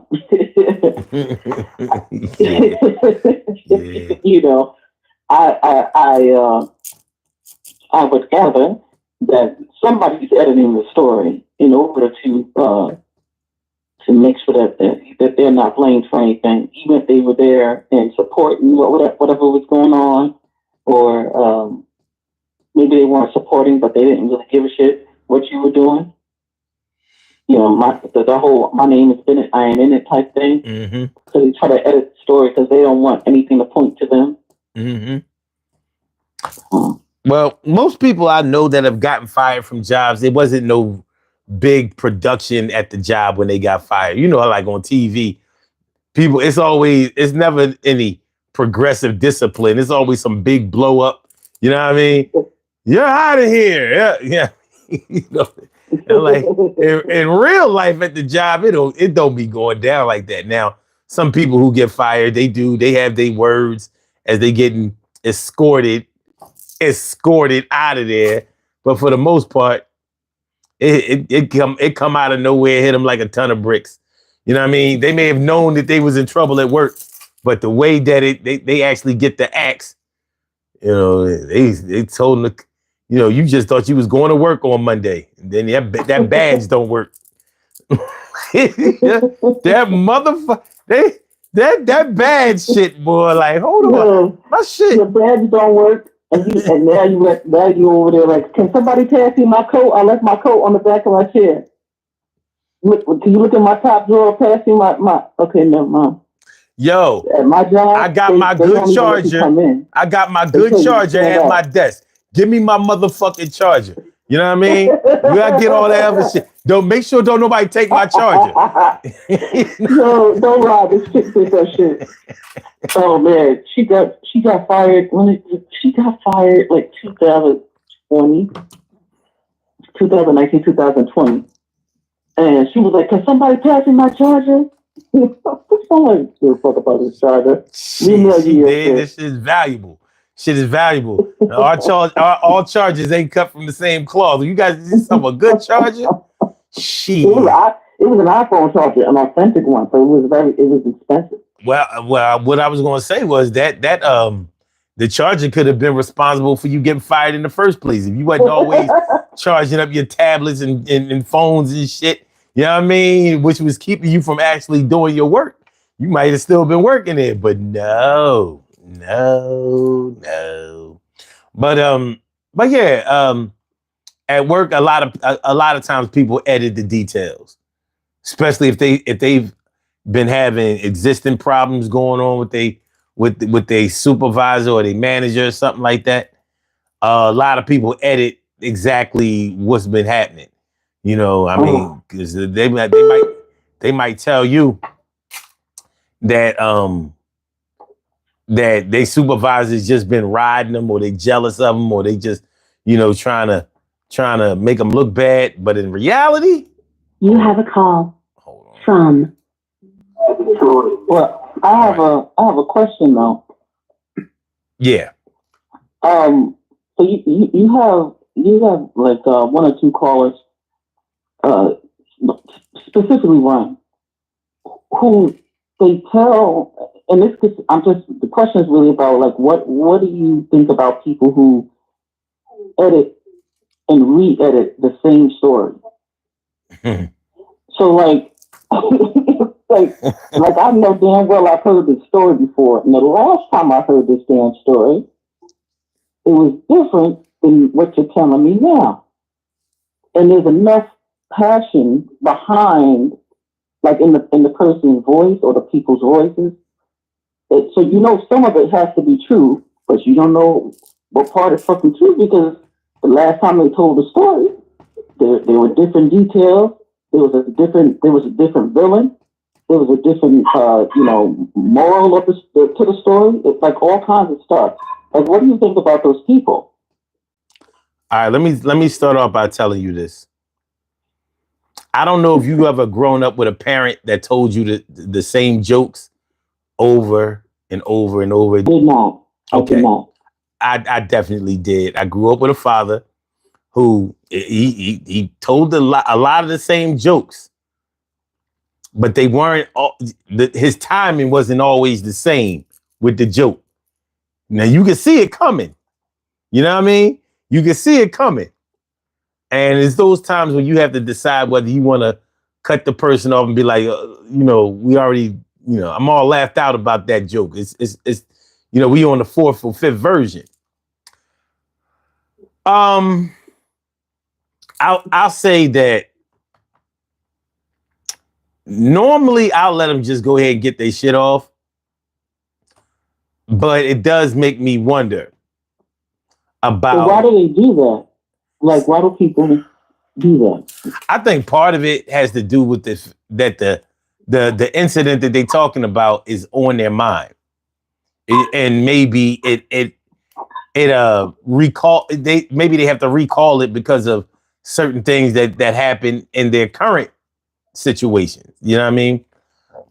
but I can't exactly say why they do it. But there's normally something there, in my opinion. There's normally something there. Mm-hmm. And one thing you can do to try to get to the bottom of it is make them explain it every time they do it.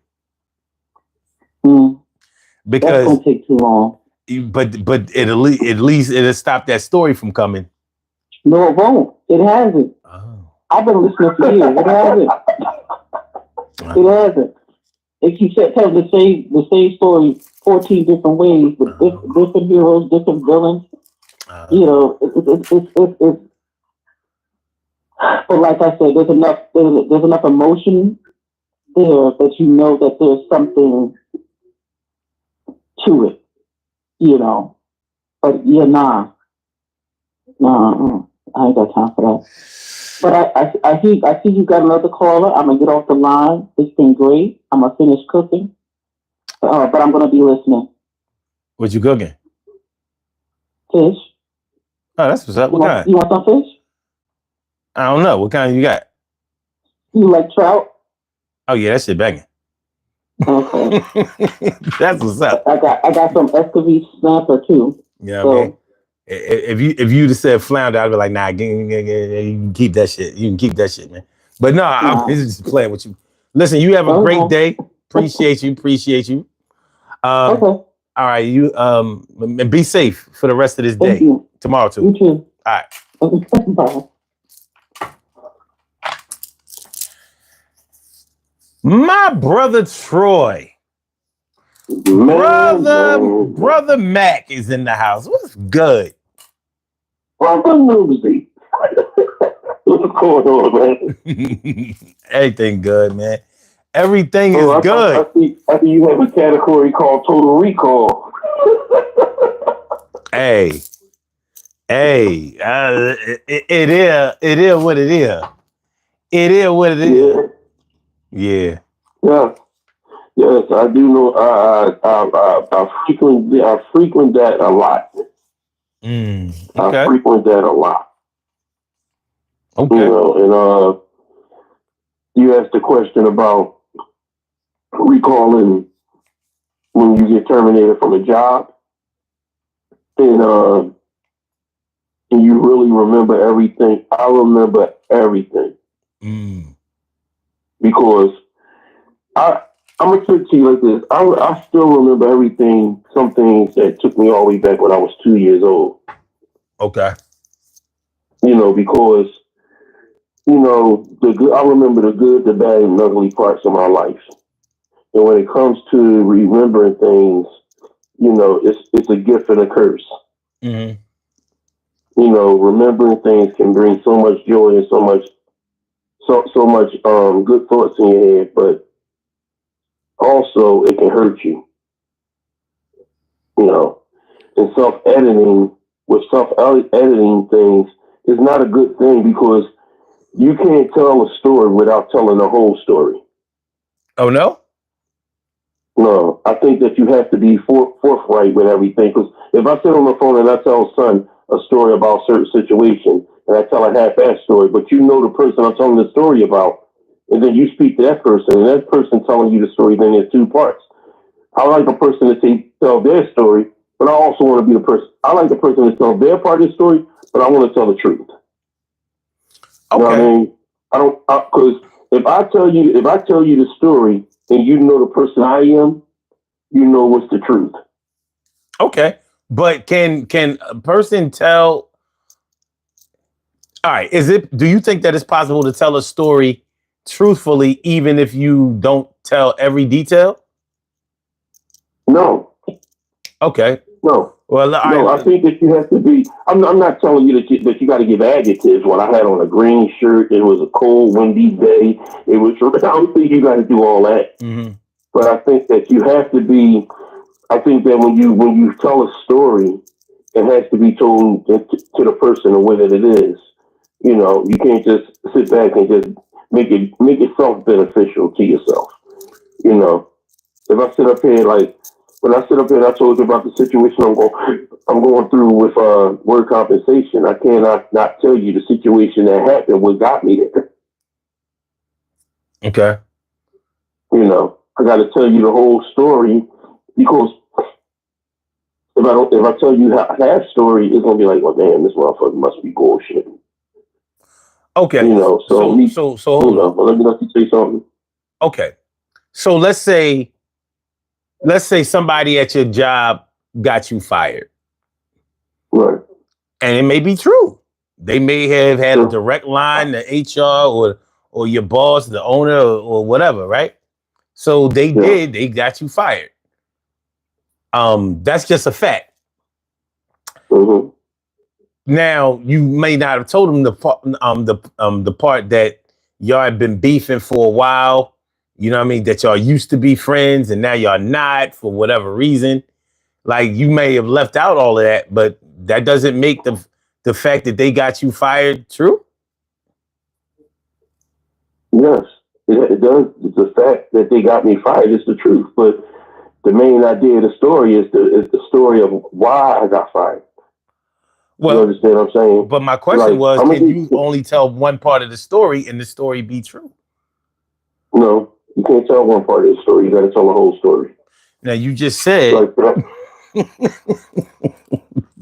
Now hold on, because you just said that the fact that they got you fired was true, but it can only be true if you tell them about the fact that y'all used to be friends and now y'all not, and blah blah blah. I mean that it doesn't take a. I mean, the fact that such and such got you fired can't be true without all the other stuff.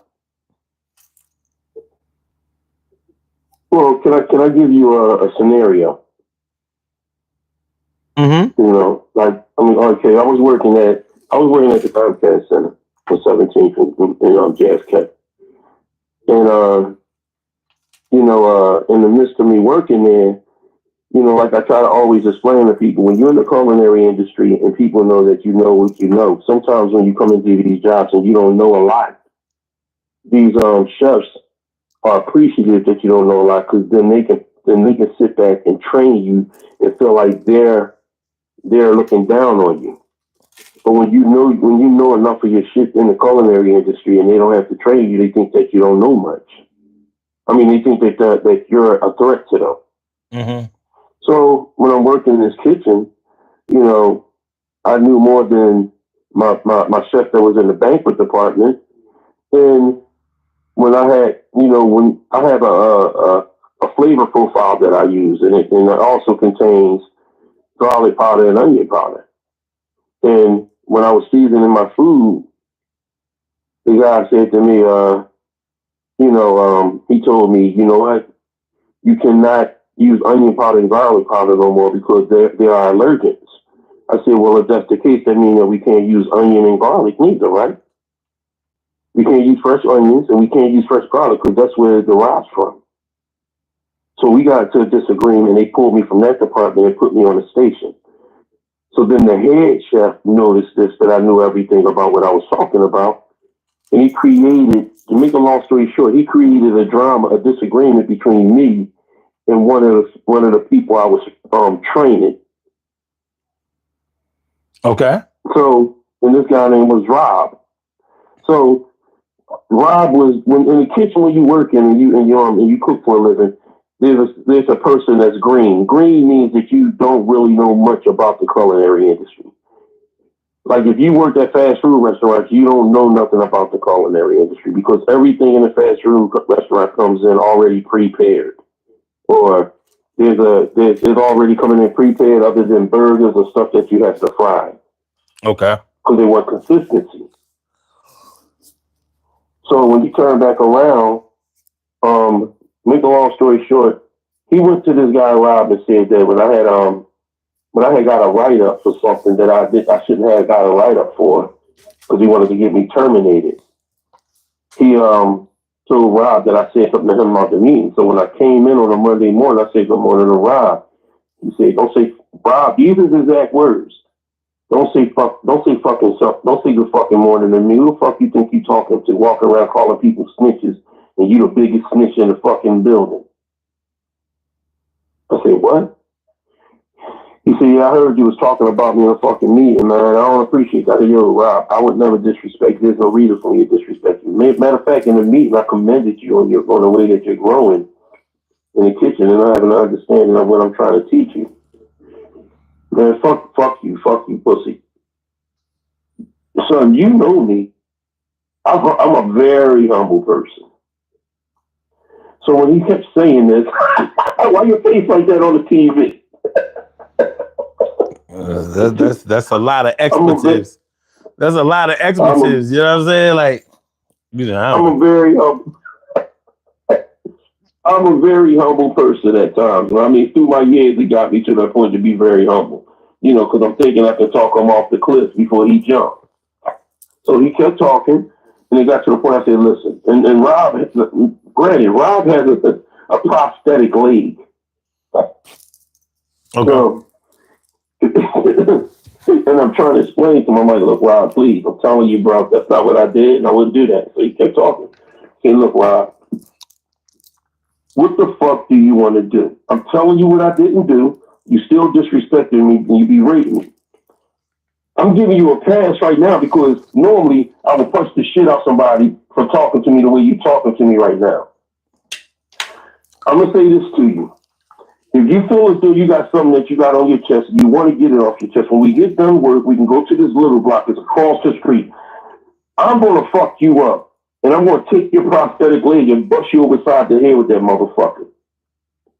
I know I'm walking out the street with two legs, and yours going to be up your ass. So I'm telling you to stop this shit, man. They went and got the supervisor, not the chef, one of the other sous chefs. They came up there. But see, what happened is they protected him because they know the chef know he created it. I got terminated, and they let him keep his job. They said I threatened him. Mm-hmm. I said, well, the way he was, I said, I'm not from no corporate building or no suburban area. When you talk the way he was talking, I felt threatened. So yes, there's two sides to every story. And I was friends with you. I know I was kicking up there. And I was friends with him. So at the end of the day, there has to be a whole story, not just half stories. He has to be able to tell his story. But I got to be able to tell a story, and I'm going to be truthful. Yes, I did say everything that I said, but he has to tell y'all everything that he said to me. And if I got terminated, he should be terminated. He started the fire. I added to the fire. And like I always said, I'm the one that got burnt. I got 3-degree burns for the fire that I added to. Okay. And he made it out the building. You see, so, yeah, there's two sides to every story, but if all two sides to every story should match. You understand what I'm saying? It cannot be. If they don't match, then there's a third story. And that third story is somebody else creating a story. I'm going to tell the truth of what happened, regardless of what anybody said. I'm going to tell you if I cursed you out. I'm going to tell you if I disrespect you. I'm going to tell you if I said something I shouldn't have said. I'm going to be apologetic if I got to be apologetic. But I'll be damned if I'm going to lie about it. And if it gets me terminated, yeah. I had a chef call me. I said, see, this young man is keep. He said, young man, you ain't nothing but a big guy with breasts. No, with titties. So I said, let's go outside and discuss this like men. Oh, you threatened me. I said, I didn't threaten you. I said, discussion, talk. Because I'm pretty sure you're going to talk to me differently outside than you're going to talk to me in there. He disrespected me and came off the way he came after me, verbally assaulted me, and I got terminated. Because I said, no, you threatened him. No, I didn't. I said, let's go outside and discuss this like men. I didn't call him outside and say, look, I'm going to go outside and fuck you up. I know my terminology. Discuss. Talk to me differently outside because you know the reaction I'm going to give you outside. So, big difference. Well, according to reaction time.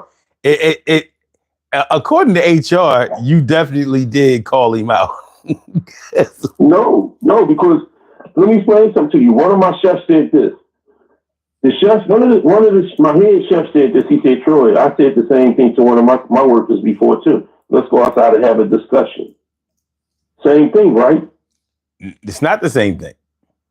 So how is it not? Let's go outside and have a discussion. What did you say to him? Let's go outside and discuss this like men. What did you have? Okay, is that what you said? Let's go out here. Let's go outside and discuss this like men. Yes. Aren't men known for being more aggressive? No. My words, like however you want to take that, you're taking it that way. But my words is a discussion. You can't add adjectives to it to make it look better and make it informed. If a white person, what this white man told me, and this lady told me is that if I say it, it's different because I'm an African American male, and y'all feel as though I'm angry. But if a white man says it, he just want to talk. No, there's no difference. If I'm saying discussion, I'm saying discussion because I want you to talk to me differently in a respectful manner. If I really want to say that let's go outside and I'll knock you the fuck out when I see you, I'm going to tell you that. Next time, what you say is, let's discuss this privately. When you start talking about going outside, that's normally that's like a buzzword for there's going to be that a physical altercation. It ain't gonna get by HR. That's what I'm saying. No, I understand that. So can I ask you a question? Why the chef didn't get fired?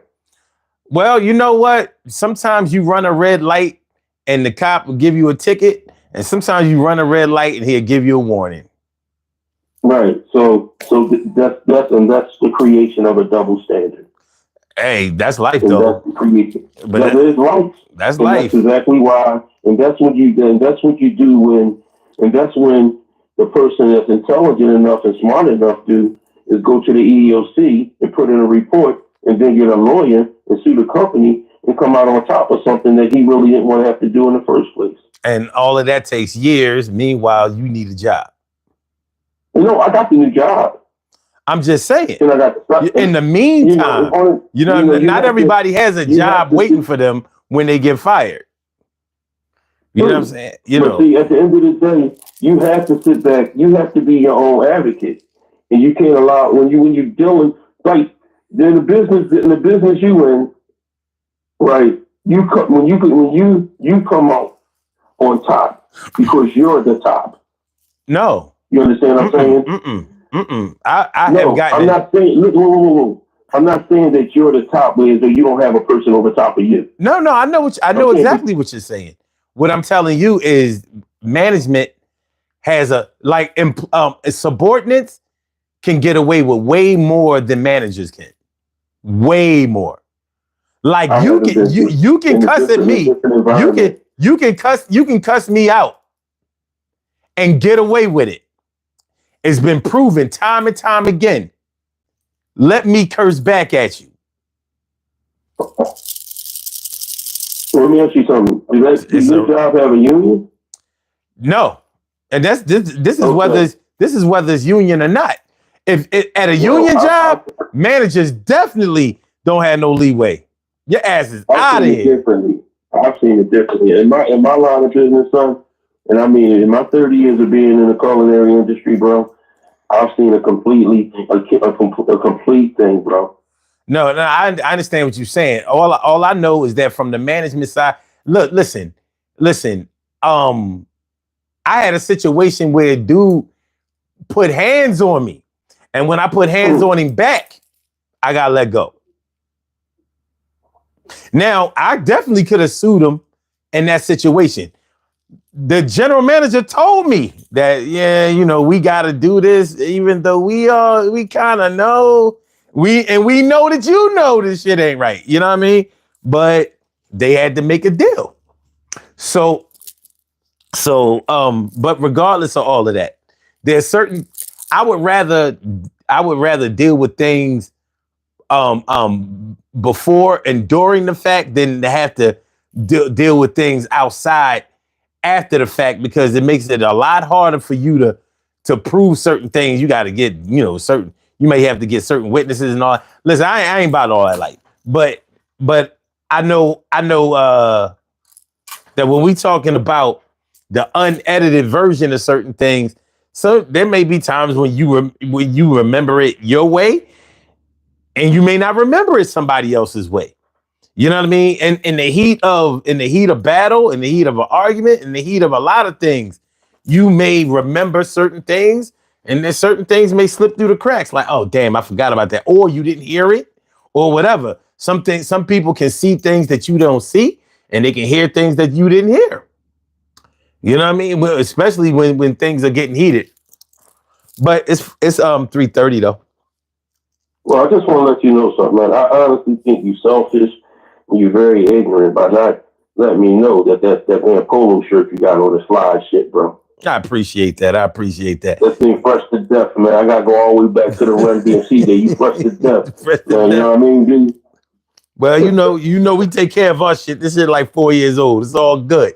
Hey, I know one thing. The cleaners is happy with you. The cleaners and the plastic on it and that everything. shit go straight in the washer, dog. That shit go straight in the washer. I don't fuck around. What you using? What you using? Are you using that Chinese secret? Shit, that game. Straight up game. You know what I'm saying? Like, and before I used to, air dry. I mean, fuck all. I throw that shit right in the dryer. I don't give a fuck no more. You know? That motherfucker bright as a motherfucker, boy. It's a sunny day in your damn place. I appreciate that, man. And I appreciate you. Look, man, I wish I had called in a little earlier, man. But yeah, I mean, I just wanted to offer my 2 cents. And, maybe when you bring up another topic that's almost close to similar to it, I'll bring out more of it. But I appreciate it. I just wanted to call in, especially the other caller said, did you get Troy your password number? Well, look, this is what I'm gonna do. I'm gonna bring up the exact same topic tomorrow, but I'm a deny that I'm doing it and make it seem like it's a totally different thing. Stay tuned. All right. Believe me, I'm gonna give you an unedited version of that too. Okay. All right, good brother. Be safe, man. We'll talk. All right, man. Holla. All right. Let's take a look at these. Let's take a look at the polls. We got up to 21 votes. We're a little light today. All right. When you tell a story about something that upset you, do you try to tell every detail? 57% says yes, I try to tell everything. 24% says I tell what's important. 19% said I tell what I can remember. And 0% says I hate when people press for details. Interesting. Very, very interesting. Let's do these birthday shout outs, y'all. Let's do these birthday shout outs. We have some birthday shout outs to do. Some people were born on this glorious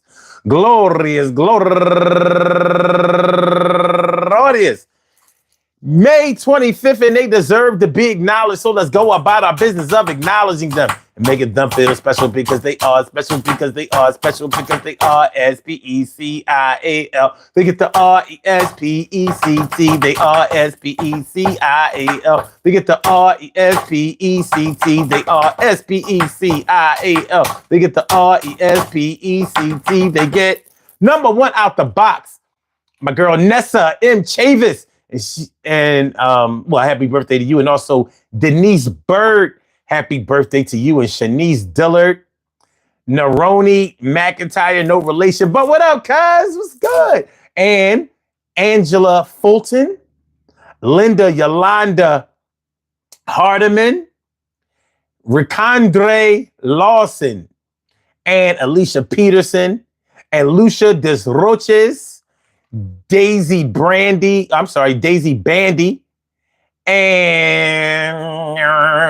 wait a minute, let me make sure that we got this right. Okay, all right. And AJ Gregg, my man AJ Gregg, and Marquita Robinson, and I believe last but not least, my man Walter Big Dub Beeman. I want to say happy birthday to all of y'all. And I hope that today finds you all a good health, happiness, mind, body, soul, and spirit. And that goes out to each and every person out there born on this glorious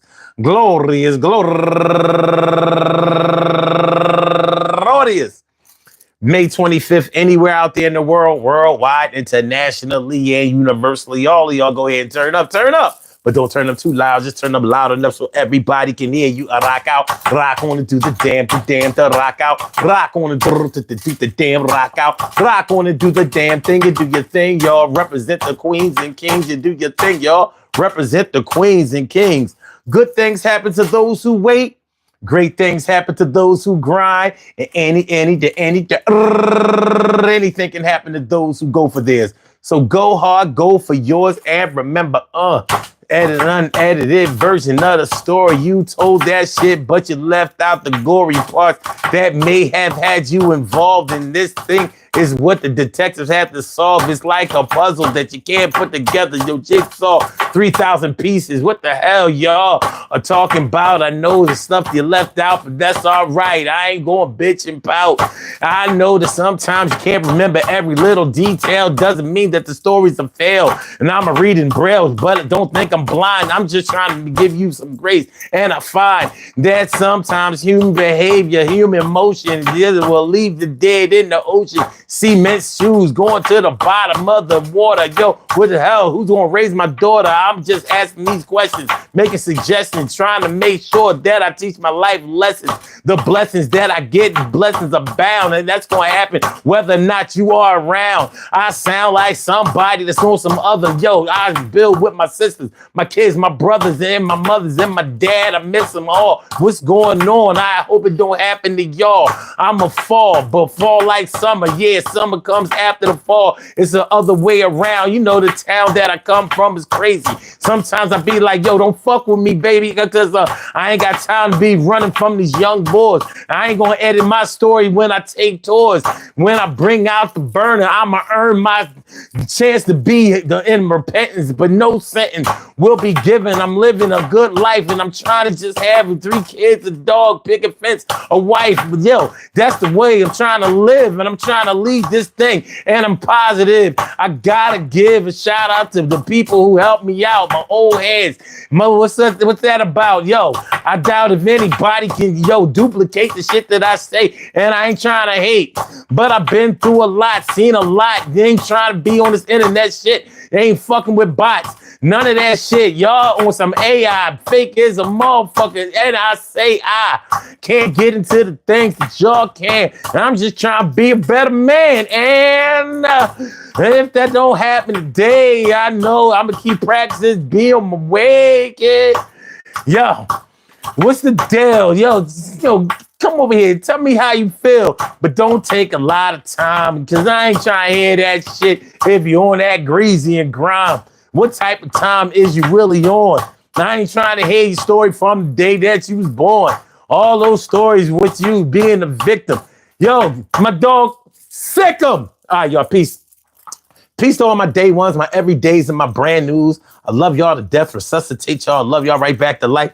We will be back tomorrow night, Monday, going into Tuesday with another Daily Go Getimism show, and that will be 2 a.m. in the morning. Y'all know how we do. You don't catch it live, catch the replay. Try to catch it live, though. That should be on. All right, y'all. Hit the like button, share the show, subscribe to the channel if you haven't subscribed to the channel yet. Holla! Peace.